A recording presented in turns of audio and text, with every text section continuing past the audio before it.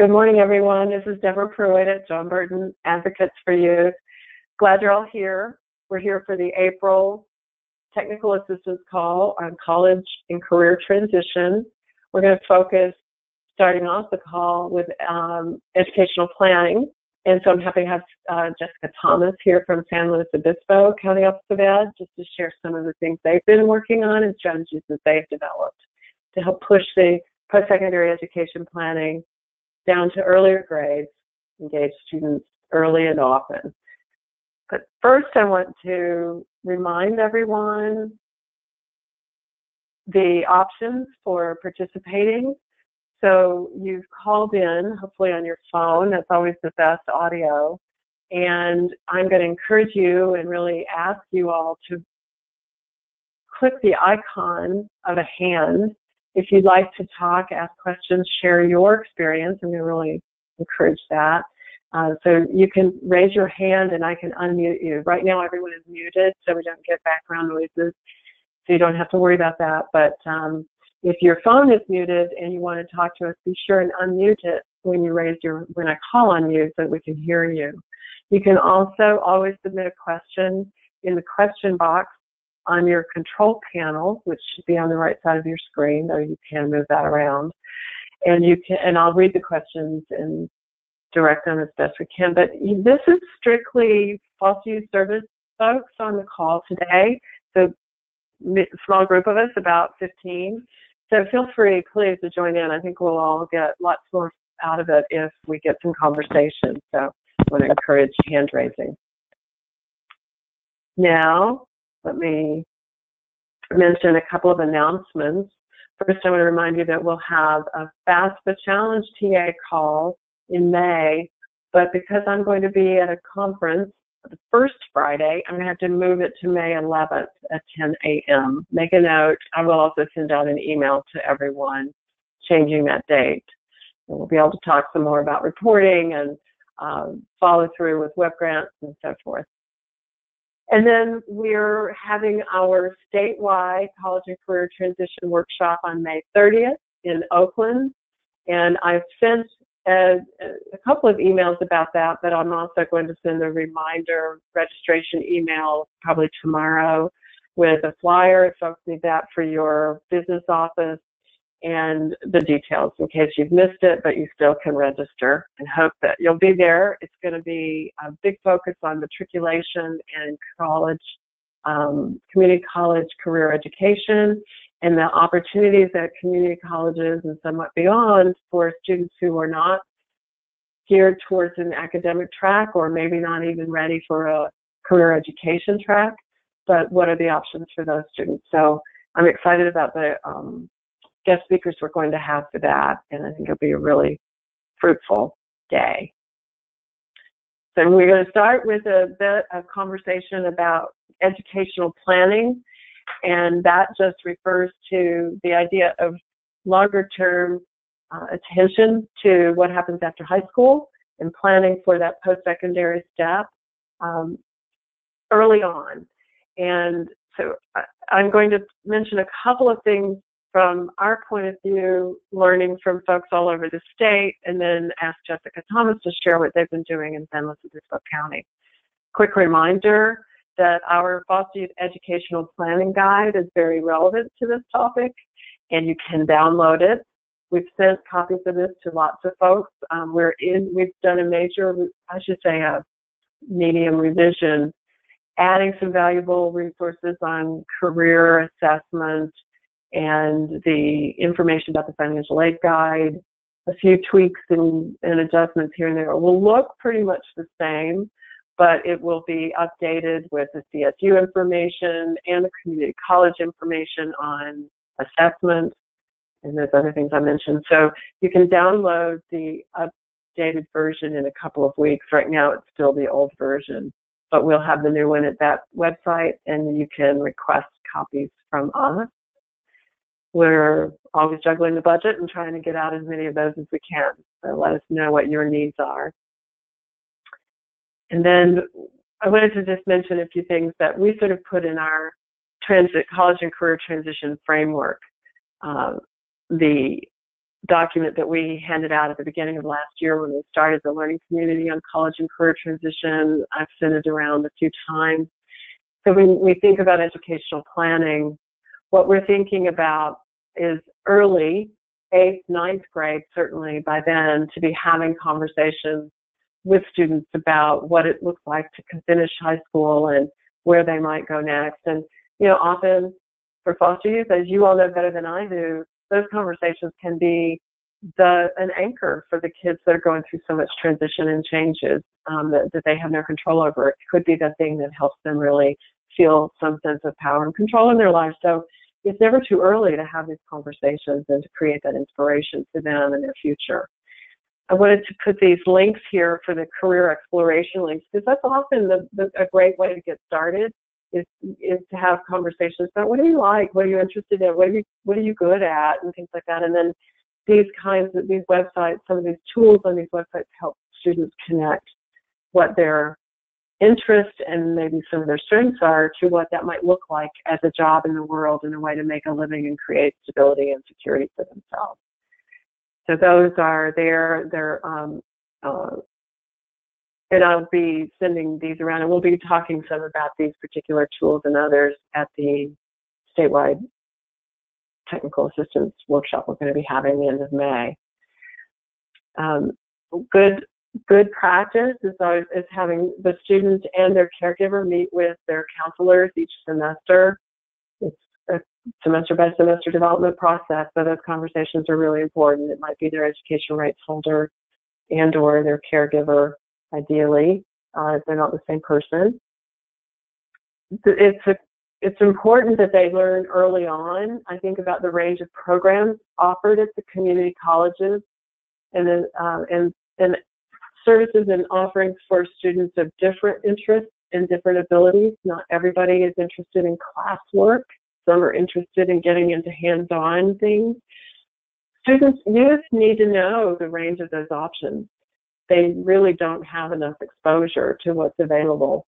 And that's why we're going to spend a lot of time on that in the May meeting, to make sure that it's easy for you to teach your high school counselors how much there is available for them in different community colleges in particular, just because of the affordability and the accessibility.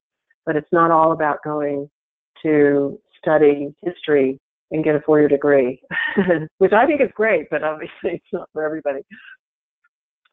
And it's really important, I think, the last box here, the green box, is, you know, educating the counselors in the high schools to start early to connect youth to the foster youth support programs at the colleges and the benefits that are there for them, such as priority registration. You know, these are, again, things that often youth don't know about early enough. And sometimes if they know about it even in their junior year or their sophomore year, it might help inspire them that there's more for them available going down the road, and it's worth doing. So it's not just, I think of priority registration in the foster youth programs and those benefits as not just what they need to know as they go to the college, but that maybe what they need to know early on in high school that's available for them when they get to that point, to help them get to that point. And then along with that are the particular kinds of programs that are available and the resources. And again, most youth don't know that there are, for instance, health and psychological services available at community colleges and, of course, at 4-year universities, quite extensively at 4-year universities and some of the community colleges. They don't know that there are programs especially for parenting students. CalWorks and CARE can make a huge difference in providing them opportunities for work study, for job placement, child care, and help with instruction and success in their courses. Food assistance, almost all the colleges now have pantries and programs to help students with making sure they have nutritional food. And of course, the assistance with the academics through tutoring and the disability services that are available on campus. So youth need to know that they're not there on their own, even though college is a much more independently driven experience than high school, they don't have to be alone, and it's not all up to them, that they can connect with very valuable resources and make it more available. And again, I think of this as the things that early high school students need to be hearing about so that it feels more achievable and more accessible for them. And I just wanted to take a moment and remind you all, a lot of you are well connected to this program, but if you're not, the Extended Opportunity Programs and Services, it's generally called EOPS at community colleges, so sometimes it's called EOP, and it's usually called EOP in the CSU system, but that's just a general pattern. So this is that program that's directly charged with assisting low-income and economically disadvantaged, educationally disadvantaged students complete their goals, their educational goals, and they do provide extra counseling, extra attention, extra support financially in terms of money for books, and sometimes they have money for emergencies or transportation emergencies, things like that. Most all the foster youth will qualify for this. So whether your community college in your area has a robust foster youth program or not, there is this assistance available to them. And again, youth need to know that there's a limited amount of space for this program. And so they need to apply early. I mean, it means they need to apply to EOPS when they apply to school, and hopefully they're doing that well early fall and early spring semester of their senior year, so that they are in line for priority registration, which happens earlier than most youth even realize they need to be thinking about classes. And priority registration makes such a difference for the flexibility of schedule that they might need to handle the rest of their life, for getting access to the classes that they need in a timely manner, and being able to graduate and complete in a good pace so that they can actually achieve that. So those are just maybe reminders and encouragement to think about all of this information that you have for seniors as they head off to college is actually important and valuable information for even 9th and 10th graders to help them see that pathway ahead of them and feel that sense of support that can help them get there and succeed once they're there. So with that, I'm going to eagerly, gratefully invite Jessica Thomas from San Luis Obispo County to share some of the things that they've worked on and developed to help work on this educational planning approach. That means that they're working in the earlier grades and not just junior and senior level. So I'm going to invite Jessica to say good morning, and thank you, Jessica, so much for being here. It's always great to hear what people in other various counties are doing. Hi, good morning. Thank you for having me. It is odd talking to people that we don't know who is there, but I know that there are a lot of people that I've learned a lot from other counties. So I appreciate everybody sharing information with me.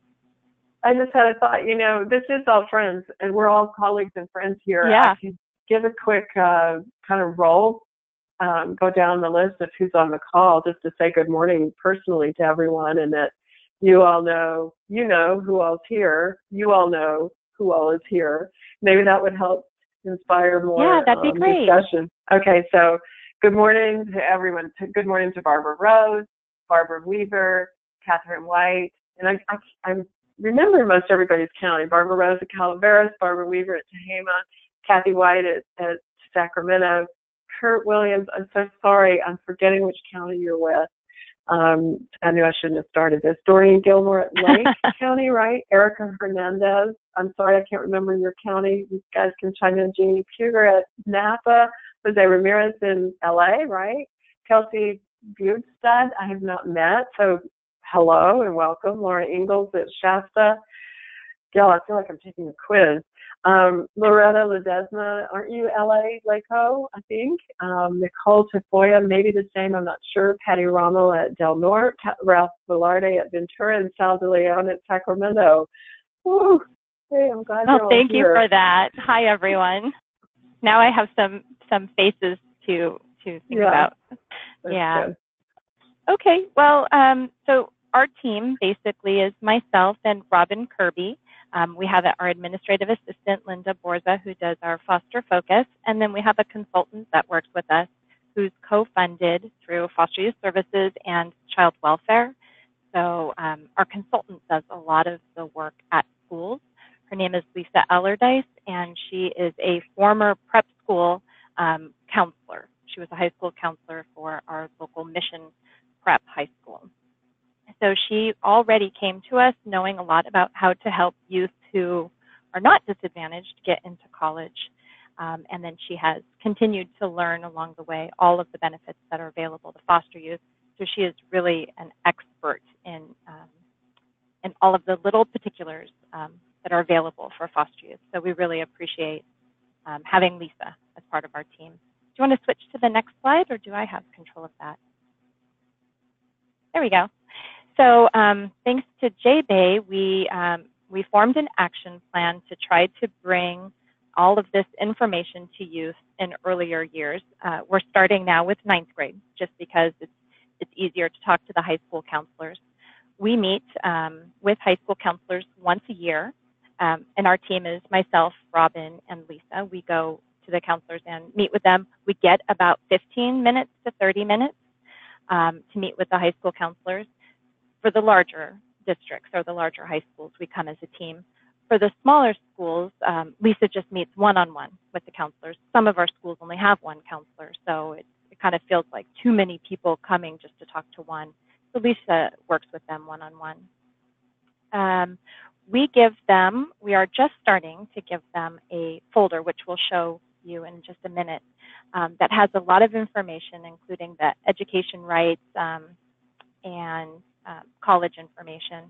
We've brought them so far to the counselors and discussed what we would like them to do. So they haven't started doing it yet. We've just shown the materials and asked for questions and feedback, and we adjusted the form based on feedback we got from the counselors. And this packet is going to go from the counselors to the students starting in 9th grade. And so our hope is that counselors meet with youth in foster care from 9th grade through 12th grade. So by the time they get to 12th grade, they've already seen the material, and they may even say, oh, I don't need another one. I already have 2 of those packets at home. And it's not something new. So the goal is that they'll be taking those A through G track classes, preparing. So when Lisa meets with them one-on-one in their senior year, they already are ready to go to a 4-year if that's what they want to do. Or they already know, I know our local community college, Quest, that has this welding program. I've heard it's fantastic. That's what I want to do. So we're really hoping, and we know after speaking with the high school counselors, that they will embrace this model and take the time to meet with their foster youth and become familiar with this material. You want to go on to the next one? This is just a picture of the outside of our folders. Lisa chose the folder. She's going to have on each folder just a post-it with the student's name, their grade, the counselor's name, and then her contact information. She's going to hand deliver these to the school sites. So each counselor will have a stack of their students, and yeah, then we're going to give them a timeline sometime this year. Please go over this information with the students. So Lisa's goal for this year is to get these folders to all of the counselors by May 1st. So we're hoping that the counselors will take time in May to meet with all of the youth that they have. And we're a small county, so for most counselors, it's going to be 1 or none. Some counselors might have 3 at most, I'm thinking, our biggest high schools.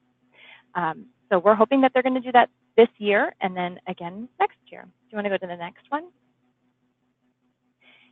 This is what it looks like inside the folder.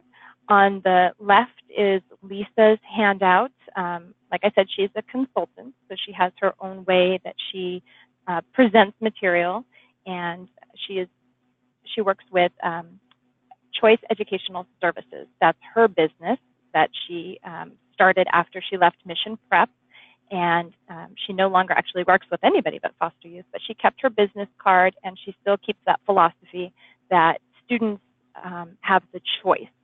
So it's available to them to go to a four-year university, and students take many paths.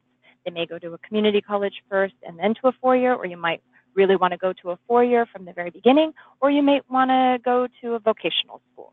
So she really spends a lot of time getting to know them, what their values are, what their hopes and dreams are, and then working with them to look at all of the options available locally and across the state.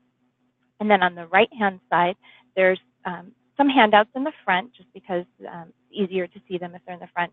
But really the main sheet is the High School Education and College Vocational Transition Plan.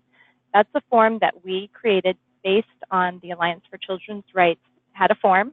We took that form and adjusted it. We brought it to all of the high schools this year, and the counselors marked them up and said, we like this, we don't like this. One big change we made was adding unaccompanied homeless youth to the form, so that they are aware that there is that this youth is unaccompanied, and they need to have that that verification for the FAFSA, for the unaccompanied youth. So we combined foster homeless on the same, and we've got such a not large number, but we have enough unaccompanied homeless youth that the counselors are now asking, Lisa, can you please help this youth? They're four-year college bound, and they need that extra assistance that you're giving to the foster. So we're using our homeless grant to provide stipends for her to work with unaccompanied on just if they're four-year bound, because if they're Cuesta bound, the high school counselors have that. Do you want to go to the next one, please, Deborah? Okay, sure. Jessica, can I use this as a chance to mention that I put, I'm going to mention the handout, because I didn't put that form on the screen, but the one she was just describing, I did put in as a handout. So on your control panel, you should see a section called Handouts, and you can see the document that Jessica was just mentioning that they developed. It's marked as the SLO, Slow COE Education Transition Plan. And also the toolkit that it came from, is that right, Jessica, that the Foster Youth Education Toolkit was was where you pulled it and then revised it for your needs? Yes. So I just wanted to make sure you all have that. Sorry, go ahead. Yeah, no, it was very generous of the Alliance for Children's Rights to have all of those downloadable forms that you can edit them. And based on what our counselors wanted, they wanted to know if the students were living in THPP in our county, that's Transitional Housing Program Plus. They're changing the names now, so we might just say transitional housing on a future form. But it was important for the counselors to know what 16 and 17-year-olds are living by themselves in an apartment with an RA in the apartment complex. You know, they were really curious about that and wanted to have that on the form as well. Nice. Okay. So there are more pages in this packet than you can see. Do you want to go to the next one? Next slide. Oh, that's just a close-up of Lisa's vision, values, who she serves. Like I said, she's co-funded with from Child Welfare Services, but they channel the money through the Independent Living Program. So she serves all youth that are ILP eligible. So she really spends a lot of time with open court cases for from our budget, and then for those other youth, she is able to serve using ILP funds, which is fantastic. She's able to stay with students from high school all the way through graduate school. I guess you could go on to the next one. And this is the list of all of the different forms and handouts that we have. We really take advantage of all the beautiful printing that JBay provides in the Foster Youth Educational Planning Guide, the Financial Aid Guide. A couple of them are printouts that we have locally, our local ILP. We have a number 10, the flyer for our local program through our child welfare. They have a transitional aged youth financial aid assistance program, which is really fantastic, and it's a stopgap for that time period when a student knows they're going to go to college, but they haven't received their financial aid yet, and it helps get them into housing and get them settled at college before they receive their financial aid. or maybe their financial aid isn't quite enough, and it can help supplement. Maybe they are $50 short a month on rent, or maybe they just need a one-time bicycle, so that's available for them. So it's a lot of information, and I know counselors are going to, over time, learn and grow, but they have Lisa's number, so if anybody has a question, they can give her a call. I guess I didn't mention before, but challenges. Oh, it's the next slide. Perfect. Let's talk about challenges. What we have noticed is that there's often a new counselor, even though we've been meeting with counselors for the past at least 3 years. Every time we go to a big campus, there's at least 1 or 2 new counselors, and they're asking questions, a lot of questions about AB 167-216. So even though we had come to talk about this new project that we have, they're still asking, you know, what is AB 490? What do you mean they have the right to immediate enrollment? So we still have to answer those questions before we can get to the packet. So now we're thinking possibly we might need to be going to the schools more than once a year. Yeah, and another challenge that we have is trying to encourage districts to have a process. So one of the things that comes up from the counselors is, oh, well, we don't really always know who our foster youth are. And it's really hard not to say, well, you have to. Your liaison has to tell you when a student comes. I try to say, you know, well, it's best practices, and we encourage you to do this. We've got Foster Focus, and now we're encouraging districts to train their high school counselors so that they can get into Foster Focus and get information more quickly. But we can't say you must be trained in Foster Focus. So it's a lot of, you know, best practice, and we hope and we encourage. But what we found is that the counselors are really open and excited and happy to have the information, and at least so far, they're saying they can't wait to talk to students about all of this. And need for reporting, I guess that just means maybe the need for, I'm trying to remember what I was thinking, the need for the liaisons to communicate with the high school counselors in a timely fashion. Well, Jessica, we also talked about, I'm sorry, Jessica, to interrupt you. I think what that was also about when we talked yesterday was about your desire to have more information about what is actually happening. You know, sort of the need for more tracking at the high school level, what's actually happening with the youth. Right, right. So I spoke with Lisa yesterday about this, and she reminded me that the high school counselors had requested that that form be made into a fillable form that can be done electronically. So she is keeping track of all of the folders that she's given to the counselors, and our intention at this point is to check back in with counselors to ask if they've done the form, and if they have done it manually, to have them scan it and send it so we can upload it to Foster Focus. And if they've done it electronically, just have them send it as an attachment so we can upload it to Foster Focus.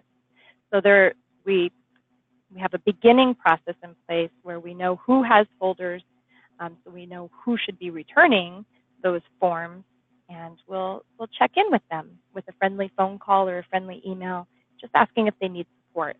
And that allows Lisa the opportunity to fill in if one counselor maybe has 5 or 6 youth for whatever reason and can't get to all of them, then she can help offer that support. So Jessica, can I jump in with a question here? That sounds like a nice outcome where the counselors are asking for an electronic form that they can fill in. I mean, it almost creates a bottom-up desire for training in Foster Focus and more access to Foster Focus. Is that possible? Yes. Is that what you see happening? It is. Yeah. Yes. That's great. And I noticed the more we're using Foster Focus, the more helpful it actually is. And so the more need there is to actually learn how to use it, because there is information there because people are using it. So yeah, I just had a conversation. I'm sorry, I was just saying, it just strikes me how that goes to the prior point about encouraging, because you can't mandate. And so here you've got this tool you've given folks, and they are excited about using it. Now they want it more accessible, more easy to use, which means electronic, which means they're sort of asking for what you were hoping would happen, which is that they're using foster focus more and providing more input, feedback data to you, right? Right. Right. Yeah. Yeah. This has been a great project for us as a county, just to offer more services, not only for the youth, obviously, which Lisa's been doing directly, but also for the counselors, empowering them to know who their youth are, to care about why they should know, to give them resources. They were so happy to see that there are programs specific for foster youth. A lot of them didn't know that. And make those connections. Let them know who ILP is and what they can do for youth and why youth should be connected with them. That's great. So that's basically what we're in the beginning stages of doing, but so far it's working out really well, and we're really excited.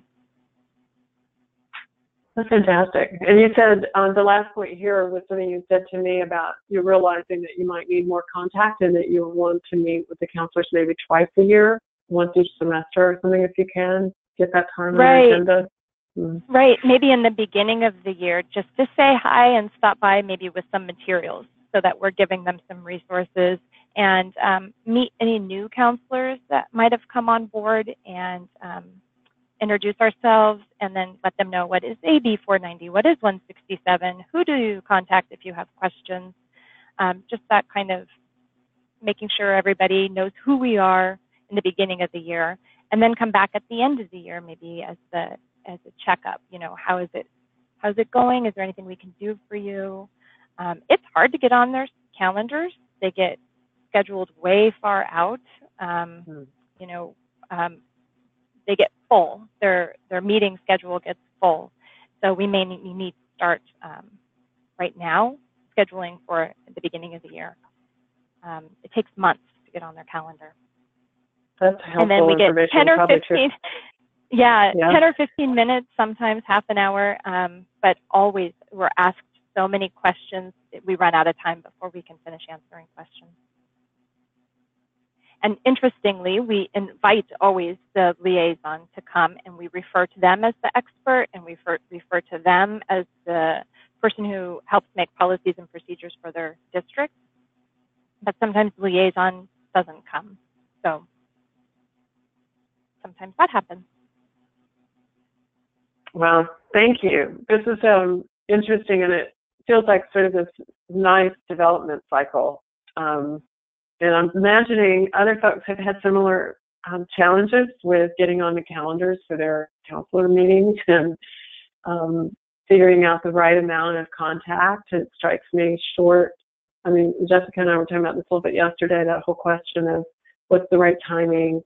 How do you sort of bring value in a way that makes them want, well, sort of ask for more. And I remember Jeff Belcher saying that from Fresno Unified when he started his work. He used to go around and, you know, sort of offer and give things and ask for things, and it finally became them asking when he was going to come around, wanting the information or the assistance that he had to offer.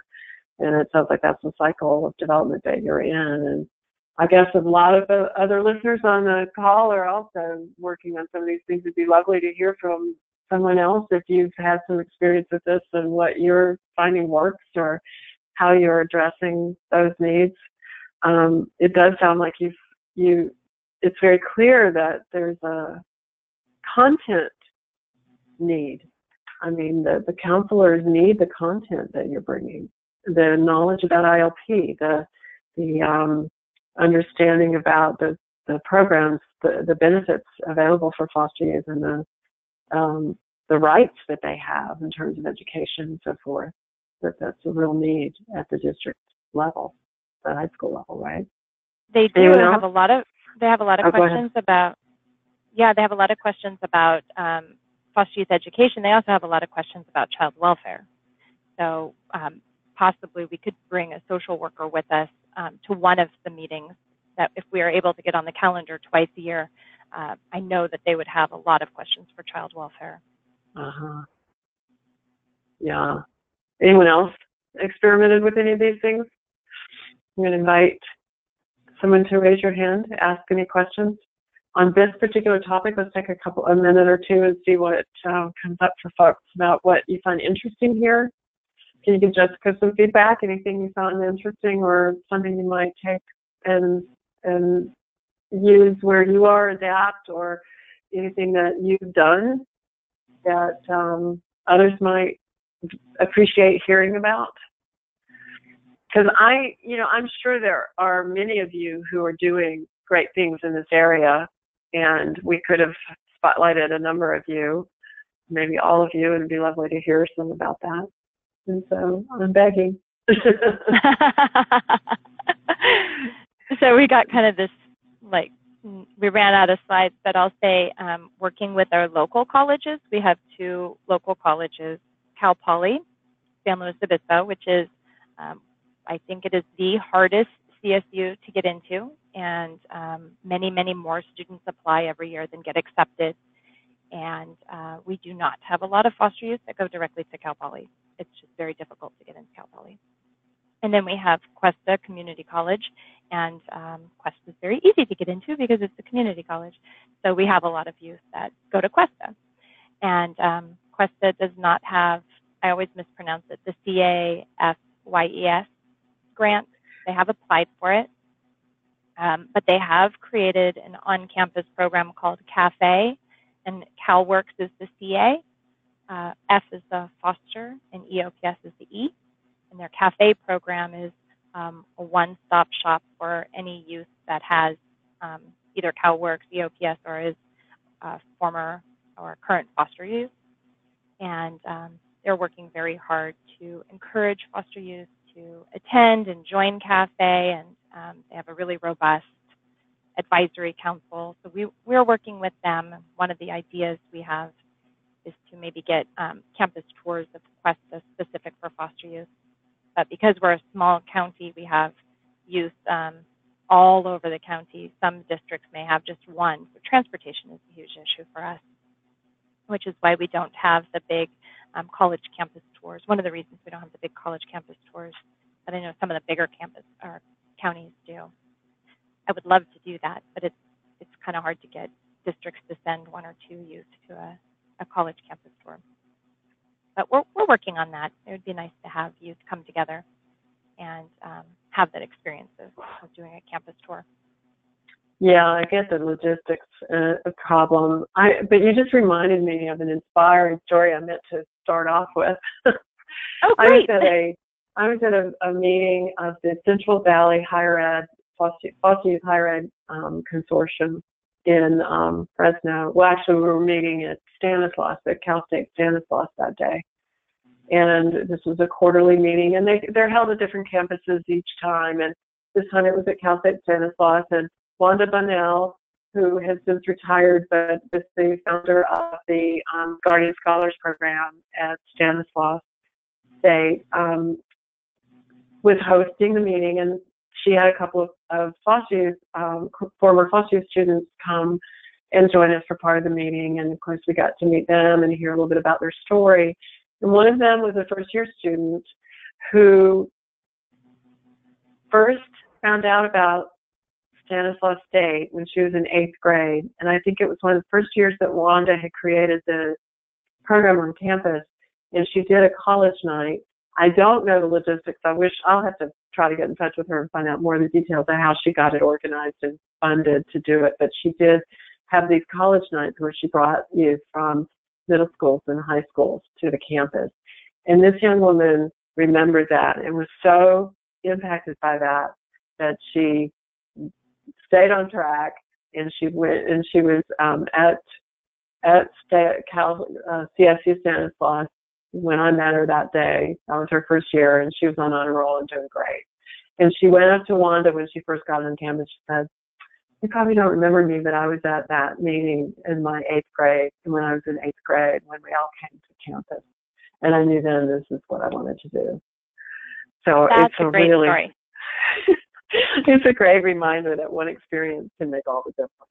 Yeah. Absolutely. Absolutely. We did host 2, actually 3 Cuesta College nights for foster youth, and we did a lot of outreach. We worked with ILP and Child Welfare Services to send out invitations.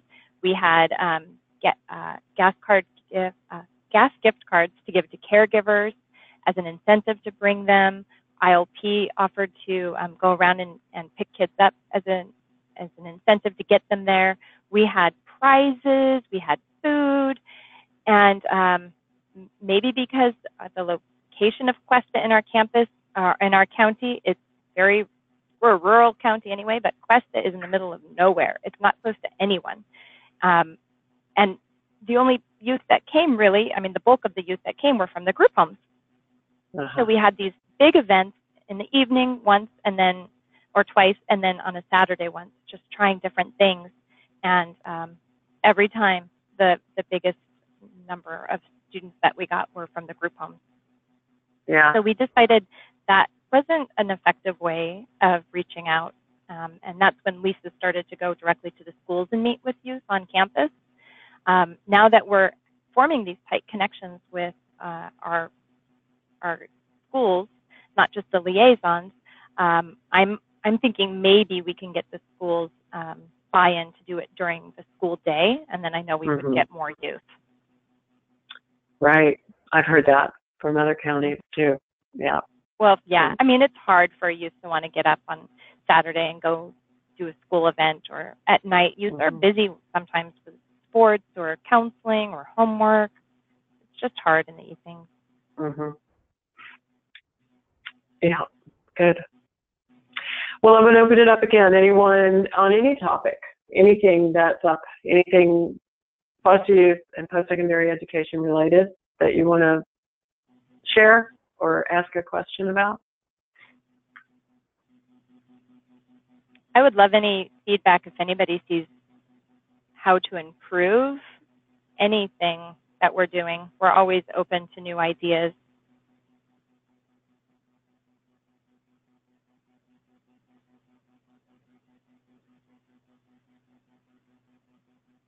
Well, in Radio Land, they call this dead air. You got a little dead air here, so I'm not going to belabor the point. If do you have anything else to add, Jessica? I mean, we can call it. Just definitely thank you for all of your support and encouragement. We wouldn't have carved out the time to focus on this exactly. You helped give us like a deadline. You lit a fire under us to get this done. So thank you so much for your support and encouragement. Well, thanks for saying that. And what comes to my mind is that what you just said is exactly what happens in your world, in all of you. When you go to your schools, you're there bringing it to people's attention. You're helping them, giving them some information. You're showing them how a pathway, here's some steps to take, and just that encouragement and sort of calling it to people's attention. Like you said, you experienced with the counselors, was they were happy to have this information and then eager to help these students. They just needed maybe a little more information, encouragement, and structure. So if what you just said is what we try to do with you all, and hopefully that's what that's what you all are doing with your districts. And so it's hopefully encouragement that what you do does make a difference. Rosanna looks like has a question, and I don't see your hand up. So let's see, did you type a question? Yeah.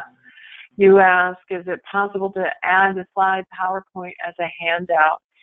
Yes, and I realized I didn't get the recording of last month's up. Thank you for reminding me. I'm going to create a spot, probably a web page. I think I'd like for these recordings to be available to you all, but not available out on the full internet. More of a private page for you all, so that we could include these slides and these recordings. And if there's someone else in your office you want to share it with that couldn't be here today, or somebody who missed the call, they can make it, or you want to listen to any of it again. So thanks, Rosanna, for that. I will get a web page set up for this learning community, for the FYSCP coordinators, and put these recordings there in the handouts that I've included on these calls. Okay, and we're going to keep doing these as webinars because it makes it so much easier to share materials. I tried it as a conference call, thinking that would be simpler for you all not having to register. And I think there's sort of pros and cons on each side, but this one felt like this platform seems easier to actually share the materials and the recordings and so on. And another written question, is there a way, other than through the district foster youth liaison, this is going to you, Jessica, is there a way other than through the district foster youth liaison that your counselors are aware of foster youth changing schools within the county? I'm wondering if they are more aware after they get these packets. So as far as I know, all of the counselors learn either when the youth enrolls, in the enrollment process, the caregiver marks that they're foster, then they would know at that time. That's how most counselors, I think, find out, unless the liaison has developed a policy and procedure to let counselors know, which we encourage, but I have no way of knowing that they do it. So I feel like if I had some authority, I could say, let me see your policies and procedures. I could ask, and I think that's the direction I'm moving in, to try to encourage them to develop them if they haven't already developed them, or they can have foster focus. So we have gone to, I want to say 3 high schools so far, large high schools, to teach them how to use foster focus. So those counselors have access to foster focus. And we hope that they use their access. And we're going to check in, I think, with foster focus to see how many of those counselors are actually accessing. But I think those are the only ways that, other than youth disclosure, that they would know.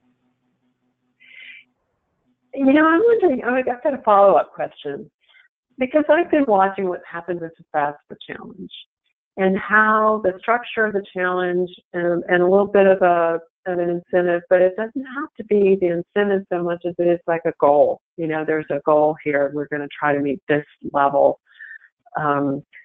That it seems to really have, and many people have said this has been great. It's helped us just get into focus and really target this goal and pull all of our efforts together and make something significant happen.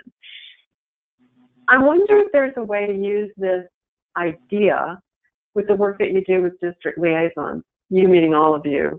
I'm curious what and I've been trying to think about this with our work with you all going forward and helping think about the work you're doing with your district folks. Is there a way to create a more structure, a little more of a challenge opportunity that's vision driven, that's about serving the youth? That's the primary thing. Let's see how many of these foster youth we can make sure have this and this and this by the end of their junior year, their sophomore year, their junior year, and so forth. Would that, maybe help? I think that absolutely could help, especially if it had a catchy campaign name and a cool poster. Okay. Well, that's an interesting thing we'll keep talking about. But it's amazing to me how much those things can really inspire and encourage folks. But I'm wondering about this very idea that what was I thinking when you were talking about the liaison? Some way that there's a structured reason why they want to follow through and get back to you with the update. Who their foster youth are. I mean, I know Foster Focus creates sort of a platform for that. It's the structure in a way that could provide that, but maybe I don't know. I'd be really interested if anybody wants to create a little brain trust conversation group, or something, let me know. I'd love to talk through some of these various pieces of this post-secondary process and how to create a little more of a program to it. Is that, I don't know if that's, challenge is one word, program another one. What's the right angle? I think I agree with you. I think this is a great idea. It gives them a reason for reporting by a certain date. I think part of the problem is not that they don't want to help foster youth. It's that they don't know who they are. They don't know how to help. So I think we've got the how to help, and then we're helping liaisons work with their counselors so they know who to help. But then that next piece, the reporting back, gives them a deadline to do it by. Because like everyone else, they get busy and it could just become a stack in their list of to-dos without a deadline or a target date. They might not get to it, so it gives them kind of a reason to finish what they started. Yeah, I like that, a reason to finish. But also that, it's so easy, and especially in the kinds of institutions that folks are working in, to, feel bogged down by reporting, and it's more reports, and it feels like more people watching over us. But there's a way in which this is also about feedback and one's own sense of accomplishment.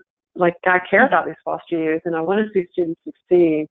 And so what we call a report is also a way to measure success and figure out what to adjust to greater levels of success. So if it's even simply identifying the foster youth and making sure that they're tracking when they come in, catching them as they come in, that in itself is something that could feel like a success at the end of the year and the end of the second year, when they see that they've achieved a knowledge base and a system.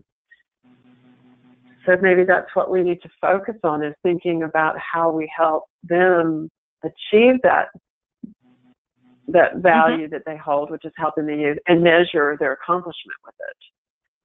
Right. Maybe we could come up with a different word for report. What do you all think? I think that's a really good idea. A brag sheet. No, that's too silly. But, it's something like that. Yeah. Well, I'm really intrigued by this. Thanks for this question. It really helped open this up, and I really would love to get input from you all.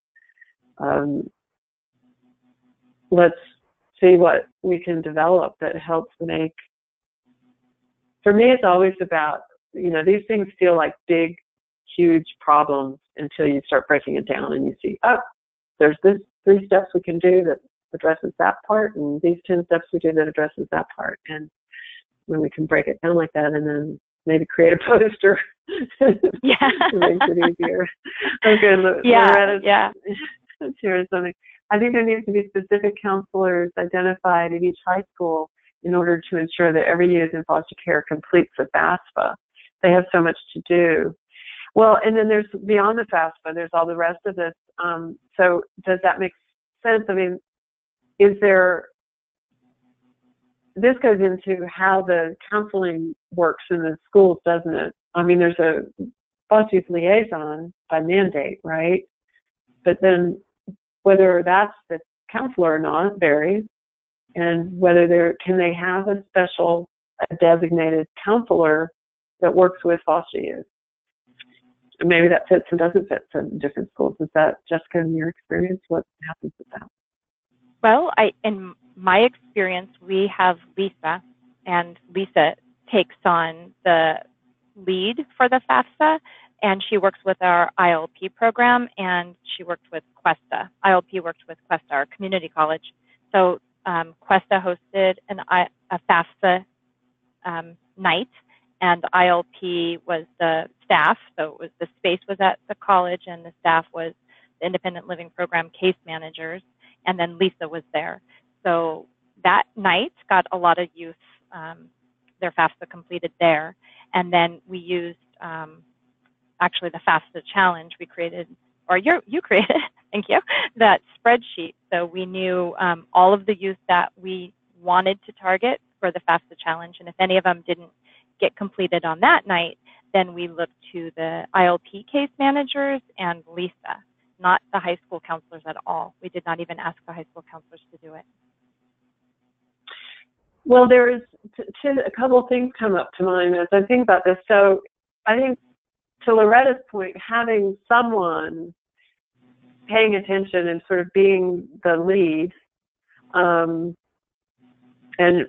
she's mentioning now in her comment that needs to be funding just for that. some districts use teachers on special assignment. I know that's the case in Fresno, why Jeff Belcher is on that Project Access, which did get some initial funding to get going. But this is an interesting question, isn't it, about the role of the COEs, and you all, in your capacity to provide some of that attention and information flow, that the structure for that would help fill in gaps where there's not a particular person in a given district that is, or a particular counselor that's taken on this particular population as their charge. But having a person who's really paying attention is always key. It's true in everything. There's nobody, if it's sort of left to everybody to think this is a good idea, it's sort of amorphous and may not develop far. If there's someone who's actually, go ahead. For us, for the FAFSA challenge, we thought we had it covered because we had ILP and Lisa, and the challenge gave us an opportunity to share information with ILP that we never had in the past because of confidentiality and basically confidentiality. But because of the challenge, we sort of just agreed we were going to share select information to get this done. And what we found was sometimes people think it's getting done, but it actually wasn't done. There was a lot of assumptions that things were happening in a certain way, and this really allowed having us do the challenge and one person kind of tracking exactly what's happening gave us the opportunity to see where there were holes where we didn't know there were. Right, which is why we hammered away on web grants all the last 5 months, because of the knowing the value of you having that information, really make sure the students don't fall through the cracks because somebody thought somebody else was doing it. I'm just thinking that must be the position that you all are in, sort of in all of your areas, which is figuring out how you provide that oversight and the information and the structure that helps keep this sort of attention and actions taken on behalf of foster youth, and doing the dance that you must have to do with the district folks, and where you are sort of aligning with them and where you're the watchkeeper in a way. Is that fair to say? I think so, yes. Okay, yeah, I get it. I get the challenge. It looks like and so, Loretta, you got your hand raised. I'm sorry, I didn't see that, so let me unmute you. You have something to add? This is Loretta. You're unmuted now. If your phone's muted, unmute your phone and you can talk to us. Maybe not. Well, I'm hoping we can have more of this conversation at the meeting in May with those of you who are able to come, because this is partly our question about how we can support you. And I know you're all having to figure out this at your local level, and it may vary from high school to high school or district to district. But I want to be thinking about what ways can we structure other projects, other aspects of the transition to college and career that helps create the kind of clarity and specificity and targeted goals that we did with the FAFSA challenge.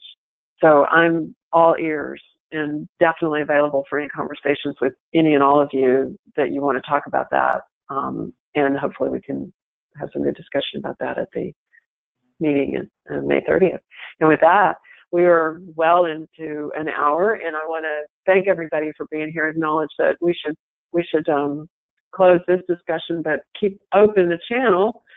And like I said, call, email, let's get a conversation really going about these kinds of things. So taking the FAFSA challenge to the next level, and then also how we can use some of that learning and structure for other aspects of the college career transition, and to help you all. So thanks everybody for being here, for your questions and contributions, and thanks especially to Jessica for sharing your own experience. And cheers, have a great day. See you soon. Thank you. Bye. Bye.